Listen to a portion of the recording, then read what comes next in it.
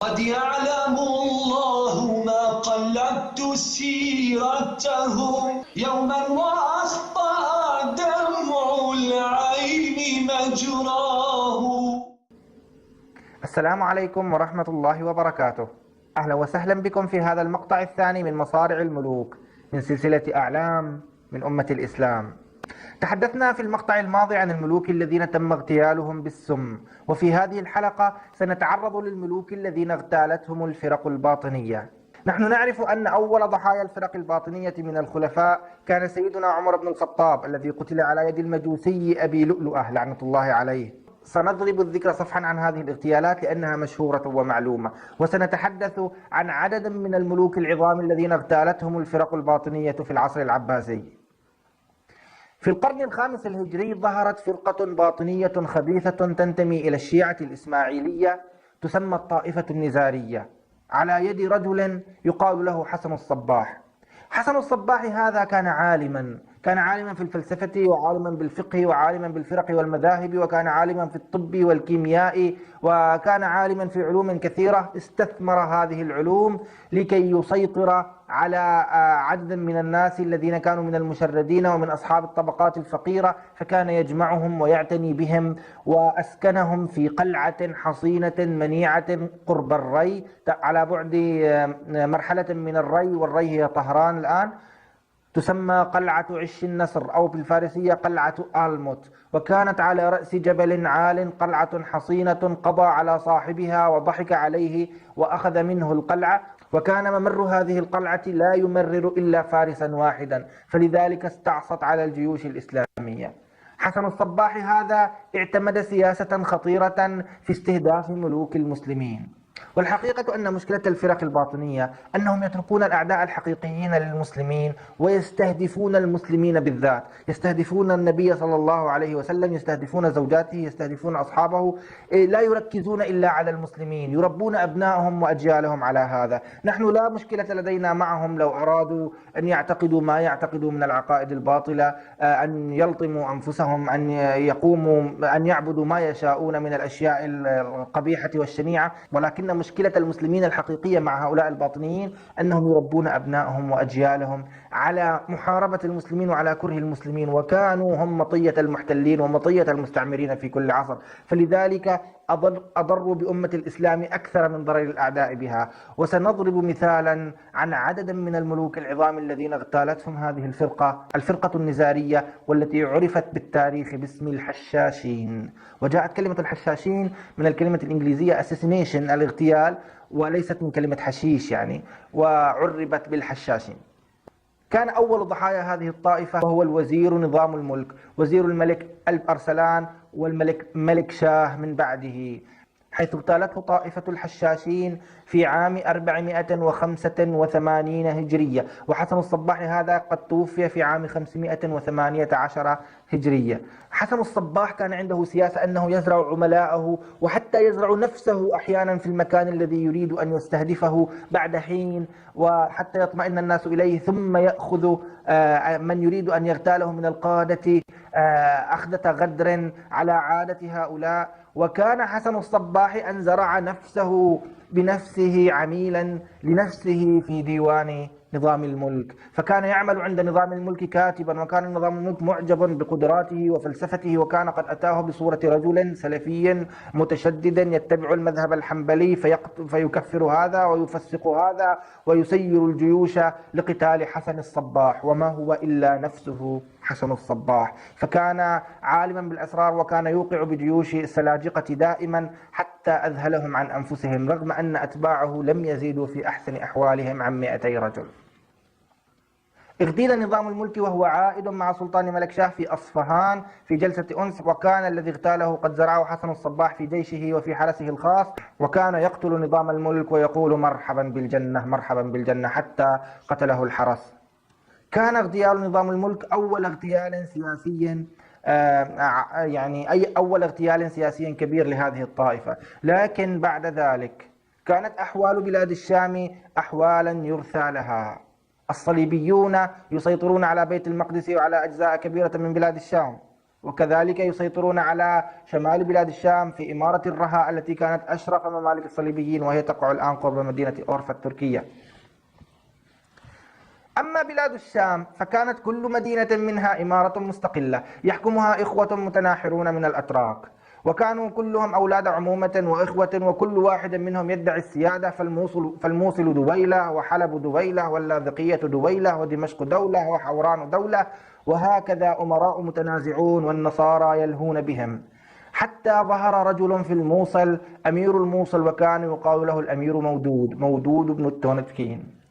دعا أمراء هذه الممالك من الأتراك، وكانوا معظمهم من المماليك الأتراك، دعاهم إلى التوحد وتشكيل حلف لمحاربة الصليبيين. كان هذا على سبيل يؤخذ على أنه مزحة، الوضع كان أصعب من الوضع في هذه الأيام.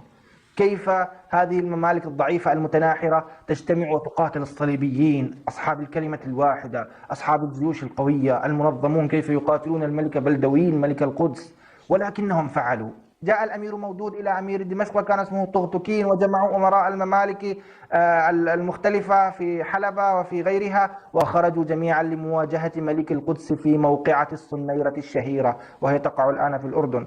فقتلوا له 2000 فارس وغنموا غنائم وفيرة. كان بطله هذا الفارس القائد مودود، الأمير مودود. وحين رجعوا جميعا في طريقهم إلى دمشق دخل الأمير مودود الجامع الأموي، وكان يوم جمعة فصلى الجمعة ووقف يسلم على الناس، ولكن أمير دمشق الأمير طغطكين ساءه جدا أن ينسب هذا الفضل وهذا النصر إلى الأمير مودود، فتآمر مع أحد هؤلاء الباطنية الحشاشين، فحين كان يسلم على الناس بعد صلاة الجمعة قفز عليه هذا الحشاش وطعنه عدة طعنات أرداه قتيلا. تأثر المسلمون جميعا بمقتل الأمير مودود، حتى أن ملك النصارى الأمير بلدوين نفسه تأثر وأرسل خطابا إلى طغطكين وقال له في رسالته شامتا إن أمة قتلت عميدها في يوم عيدها في بيت معبودها لحقا على الله أن يبيدها. هذا كان الحال الصعب.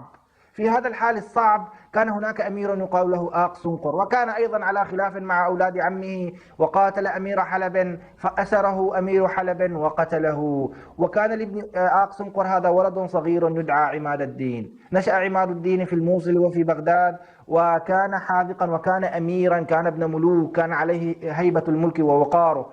أعجب به أمير الموصل وأعجب به الخليفة العباسي، فعين قائدا للحامية، وكان شابا صغيرا أظهر براعة كبيرة في قيادة الحامية. وكان عماد الدين هذا يؤمن أن الحل في تحرير بيت المقدس يكمن في القضاء على تشرذم المسلمين وتفريق الصليبيين، فهذان السببان الرئيسيان في ضعف المسلمين، تشرذمهم ووحدة الصليبيين. سعى عماد الدين بكل قوته ليثبت نفسه على الساحة حتى أحبه الناس وأصبح بطلا في عيون العامة، وتوجه صوب حلب فخرج له أهلها واستقبلوه استقبال الأبطال، ودخل حلب وأصبح أميرها، وبدأ من حلب يوحد المناطق، فدخل المعرة، وكان أهل المعرة على المذهب الشافعي، وكان عماد الدين على المذهب الحنفي، وكان المذهب الحنفي يبيح لهم أن يأخذوا كل الأملاك والأراضي التي يسيطرون عليها، لكن الأمير عماد الدين رد الأملاك إلى أهلها وإلى أصحابها، فأمنت له بقية الحصون وبقية المدن، فسيطر على حصن الأتارب وأخذ اللاذقية، ثم فتح أشرف حصنا للصليبيين في شمال بلاد الشام، وهو حصن الرها. وحين سقطت إمارة الرها كان سقوطها مدويا للصليبيين، يعادل سقوط بيت المقدس بعد 40 عاما على يد صلاح الدين الأيوبي. عرف الصليبيون أنهم أمام قائد شجاع كبير فذ لا يمكن مواجهته في الساحة، إنه القائد عماد الدين زنكي، فلجأوا إلى الحيلة، تآمروا مع هؤلاء الباطنية الحشاشين. زرع الحشاشون على طريقتهم رجلا في حرس عماد الدين حتى أصبح كبير الحرس، وكان يقال له برونقش. تلبث وتربص برونقش هذا بعماد الدين زنكي، وكان عماد الدين يفتح الحصون ويوحد البلاد ويقاتل قطاع الطرق، وكان أن حاصر قلعة جعبر قرب الرقة، كان يحاصرها ليقضي على مجموعة من قطاع الطرق تحصنوا فيها، يقودهم رجل يقال له العقيلي. وفي الليل في أحد الليالي قام برونقش هذا ومعه مجموعة من المماليك فقتلوا عماد الدين زنكي. لا يزال لغز قتل عماد الدين زنكي لم يحل إلى الآن. لا أحد يعرف من هذا بالضبط برونقش ولماذا قتله، والمؤرخون يقولون أن برونقش هذا كان على علاقة بالحشاشين. هرب برونقش إلى قلعة جعبر يبشر المحاصرين فيها بمقتل عماد الدين زنكي. آووه قليلا، لكنهم على عادة جميع المتآمرين مع الخونة باعوه في أقرب لحظة. لم يكونوا على قدرة كافية بأن يحموا برونقش وجماعته، فطردوهم من قلعة جعبر، وقبض عليهم نور الدين ابن عماد الدين نور الدين الشهيد نور الدين زنكي، فقبض عليه وثيقة إلى الموصل إلى أميرها سيف الدين غازي ابن عماد الدين زنكي، وقتل برونقش هناك. كان هذا أحد أكبر الاغتيالات التي تعرض لها سلاطين المسلمين على يد هؤلاء الحشاشين. كان عماد الدين زنكي أميرا ذا همة وذا عزيمة، فإن كان صلاح الدين هو الذي حرر بيت المقدس، فإن عماد الدين زنكي الذي توفي في عام 541 هجرية فهو الذي مهد وهو الذي أسس لفتح بيت المقدس، لأن البلاد كانت في حالة كبيرة من التشرذم، وكانت مؤهلة لأن يأكل الصليبيون بلاد الشام بما فيها لولا ظهور عماد الدين زنكي. في نفس الفترة وفي أقصى المشرق في أفغانستان، تحديدا قرب مدينة الجلال آباد الآن في منطقة غور، كانت هناك دويلة قد نشأت على أنقاض دولة الغزنويين. بعد أن ضعفت دولة الغزنويين بعد وفاة السلطان محمود بن سبكتكين الغزنوي، ظهرت مملكة الغوريين وحكمها سلاطين عدة، كان أعظمهم وأقواهم السلطان شهاب الدين الغوري. كان شهاب الدين الغوري هذا لا يكف عن الجهاد، لا يكف عن الغزو، كان يغزو بلاد الهند، كان سيطر على بشاور وسيطر على ملتان وسيطر على حاضرة الغزنويين المتآكلة لاهور، ثم انطلق في بلاد الهند يفتحها، ففتح حيدر آباد وفتح بنارس وفتح بنغلاديش حتى اجتمع عليه الهندوس. يقال أن جيش الهندوس هذا كان عدده 1000 فارس، يعني 2,000,000 فارس، وكان معهم 700 فيل. قاتل شهاب الدين الغوري في هذه المعركة قتالا شرسا. كان شهاب الدين الغوري ينزل بنفسه إلى الساحة، كان يقتل الفيلة بسيفه. الطريقة المعتمدة لقتل الفيل هي استهداف عينه بالرماح، لكن شهاب الدين الغوري كان يضرب قوائم الفيل بسيفه فيخر صريعا. قتل في تلك المعركة التي كان يقودها من الهندوس قائد يقال له كولا 4 فيلة، ولكن الهندوس اجتمعوا عليه وأصيب بجراح بليغة، وتفرق جيش المسلمين وخذله القادة وانفضوا من حوله، ولم يثبت معه إلا عدد قليل. ولكن لحسن حظ هذا البطل استطاع هذا العدد القليل أن ينتشلوه من رماح الهندوس، وأخذوه وعالجوه، وبقي يتعالج عاما كاملا. وبعد عام كامل في بلاده وقف خطيبا في جنده وقال: يشهد الله، أقسم بالله العظيم أنني منذ عام لم أغتسل ولم أقرب النساء، وإني خارج إلى عدوي، وإن انهزمنا فلا تطلبوني فلن تجدوني إلا تحت حوافر الخيل. مضى شهاب الدين الغوري إلى الهند، توغل فيها، قاتل قتالا شرسا، انتصر على الهندوس وفتح معقل الهند وحاضرتها دلهي، وجلس على عرش دلهي. فكان شهاب الدين الغوري أول السلاطين الذين جلسوا على عرش دلهي. فتح بنارس وفتح فتوحا عظيمة، وعاد بخيل وعاد بغنائم وفيرة جدا جدا جدا. وفي طريقه إلى بلاده حين وصل إلى منطقة على نهر جهلم، إلى مدينة جهلم الآن تبعد حوالي فرسخ عن راولبندي 100 كيلومتر، نزل شهاب الدين الغوري بجيشه وعسكر على النهر، وكان يقوم الليل ويصلي بجنده. فهجم عليه 4 من هؤلاء الحشاشين الباطنية، ومعهم غلمان من آل كوكر، وهي قبيلة تستوطن في البنجاب ولا زالت فيها إلى الآن. فطعنوه 22 طعنة.